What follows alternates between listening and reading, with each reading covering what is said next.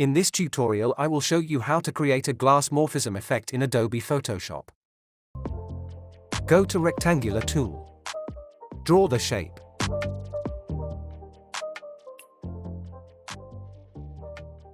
And round the corner value. Back to Layer panel. Right-click, choose the blending option. Change the blending setting. Follow these settings.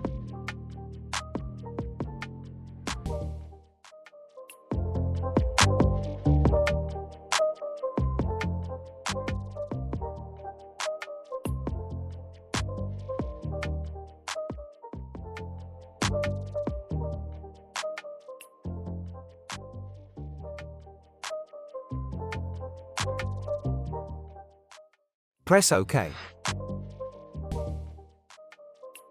Select the background layer and create a copy image. Drag the top layer. Right-click, convert to Smart Object.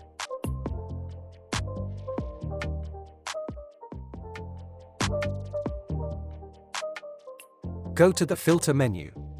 Blur and Gaussian blur. Use these settings.